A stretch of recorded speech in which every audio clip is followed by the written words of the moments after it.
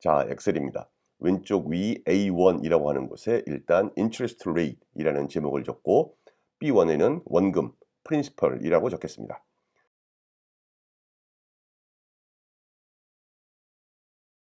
그 다음에 여기 원금을 100이라고 하겠습니다. 그리고 이자율은 놀랍게도 100%.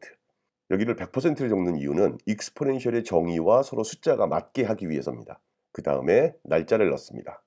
2001년 1월 1일부터 오른쪽 아래를 잡아서 쭉 내리면 2001년 12월 31일까지를 만들 수가 있습니다. 여기서 보여주려고 하는 거는 원금이 100이고 이자율이 100%일 때 매일매일 이자가 계산될 텐데 매일매일의 원금은 얼마고 이자는 얼마일까를 명시적으로 보여주려고 하는 겁니다. 일단 원금 100은 여기 있는 걸 가져오고 그 다음에 이자를 계산하는 부분을 써야 될 텐데 여러분들이 다 아다시피 이자는 원금 곱하기 이자율. 근데 이 이자율은 연 단위의 이자율이죠. 그래서 만약에 내가 하루 만에 이자를 계산하겠다라고 하면 이자율에다가 곱하기 365분의 1. 100%의 이자를 연 단위로 주지만 하루에는 그것의 365분의 1만 계산이 되겠죠. 그리고 여기에 있는 A2 셀의 이름을 바꾸겠습니다. 왼쪽 위에 있는 이 부분에 가보면 여기서 셀 이름을 바꿀 수가 있습니다. 그래서 내가 이 셀의 이름을 rate이라고 바꾸겠습니다. 그러고 나면 그 다음에 rate이라고 쓸 때마다 항상 같은 셀을 가리키게 됩니다. 그래서 1월 2일에도 원금은 100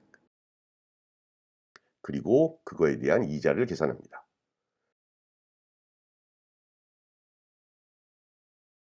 그리고 마우스를 오른쪽 아랫부분에 대고 십자가 모양이 되었을 때 더블 클릭을 하면 한 번에 계산이 됩니다. 그래서 이제 생각을 해보면 마지막 2001년 12월 31일이 되었을 때 그때까지 계산된 총 이자는 얼마인가? 매일매일 계산된 이자에 대해서 1월 1일부터 12월 31일까지의 숫자를 다 썸을 하면 되겠죠.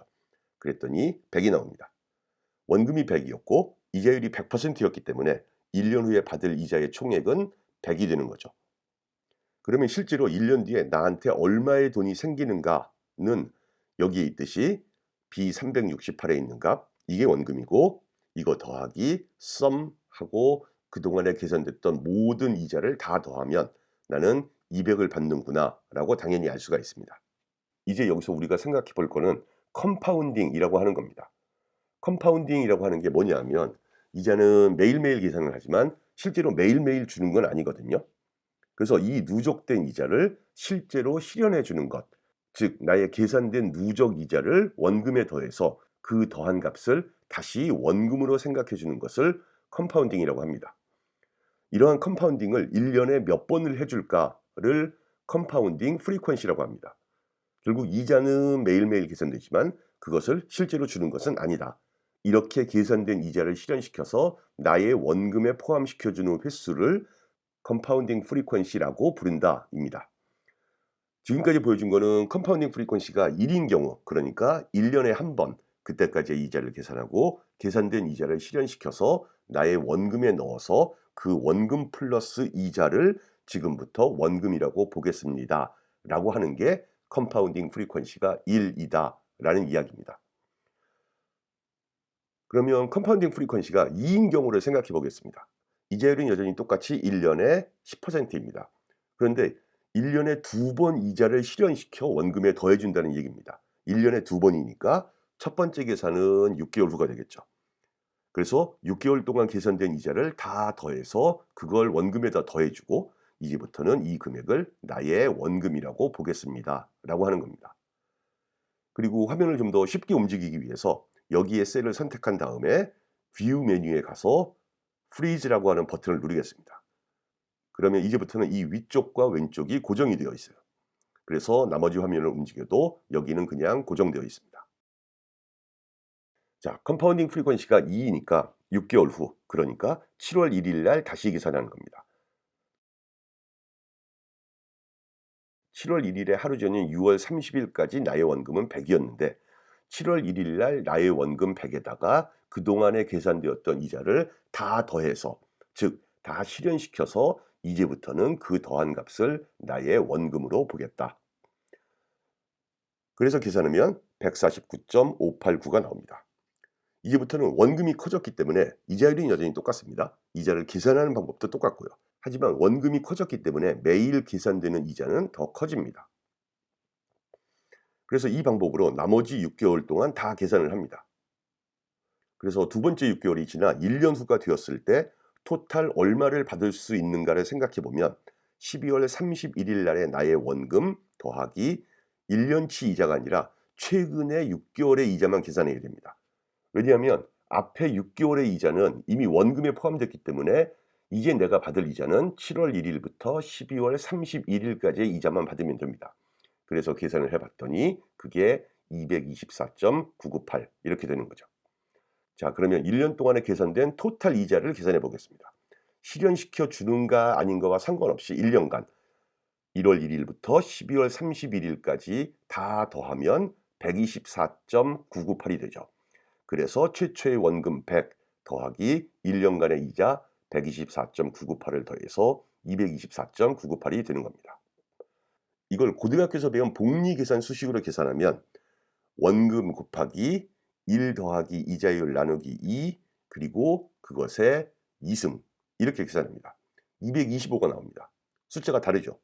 그 이유가 뭐냐면 사실 복리계산식에서는 1년이 365일인데 그걸 정확하게 2분의 1을 해서 182.5가 나온다라고 생각을 하는 겁니다. 그런데 실제 엑셀에서 우리가 계산한 방식은 1월 1일부터 6월 30일까지 계산하고 그 다음에 나머지를 계산했기 때문에 182.5를 사용한 것과는 다른 숫자가 나옵니다. 1월 1일부터 6월 30일까지는 181일입니다.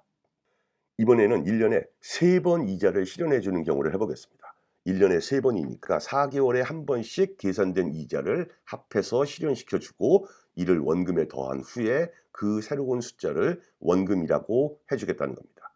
이 경우에는 엑셀이 어떻게 바뀌는지를 보겠습니다. 여전히 시작은 원금 100에서 시작되고 그 다음에 1월 1일 날 계산되는 이자는 여전히 똑같고 이걸 그냥 쭉 누르면 이제 12월 31일까지 계산이 되죠. 그런데 컴파운딩 프리퀀시가 3이니까 4개월에 한 번씩 즉 4월 말, 8월 말, 12월 말을 기준으로 누적된 이자를 계산하고 실현하는 겁니다. 4월 30일이 끝나고 5월 1일 나의 원금에다가 더하기 그동안 계산되었던 이자를 다 더한 값을 실현하고 이제부터는 이것을 나의 원금이라고 하겠다. 그래서 계산해 보면 이 숫자가 나오는 거죠. 그래서 원금이 늘어났으니까 매일같이 계산되는 이자도 늘어납니다.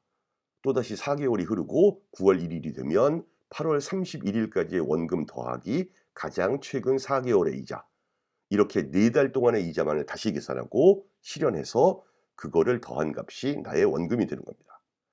매일매일 이자가 계산되는 방식은 여전히 똑같은데 이자는 더 많이 붙죠. 왜냐하면 원금이 커졌으니까요. 그리고 마지막 날이 돼서 실제로 1년이 다 지난 다음에 내가 받을 총 금액이 얼마인가를 계산해 보면 12월 31일 날의 원금 더하기 가장 최근 4개월의 이자 이게 내가 받을 최종 금액이 되는 겁니다. 컬럼 G에는 계속해서 그날의 원금에 대해서 그날 이자를 계산하면 이자가 얼마다라는 게 적혀 있는 겁니다. 이걸 다 더하고 나면 이자의 총액은 137.0347 그래서 원금 100에다 이자의 총액을 더한 값이 나한테 들어온다. 이걸 또 수식으로 쓰면 이번에는 100 곱하기 1 플러스 레이트 나누기 3의 3승 그러면 이번에는 237.03이 됩니다. 1년에 한 번 이자를 실현해 주면 200, 1년에 2번 이자를 실현해 주면 225, 1년에 3번 이자를 실현해 주면 237.03 그러면 이거를 더 늘려볼 수도 있겠죠. 만약에 이자를 매일같이 계산해서 그것을 다시 원금으로 넣어준다면 을 계산하려면 원금 곱하기 1 플러스 이자율 나누기 365의 365승 그럼 그 다음에 생각할 수 있는 것은 매일이 아니라 매 순간 나한테 이자를 다시 원금으로 넣어주면 그게 1 플러스 n분의 1의 n승에서 n이 무한대로 간다는 걸 의미하는 겁니다. 이게 익스포넨셜 즉 오일러 상수입니다. 271.82는 오일러 상수의 원금 100을 곱한 숫자죠. 따라서 오일러의 상수는 연속 복리를 의미한다는 것을 알 수가 있습니다.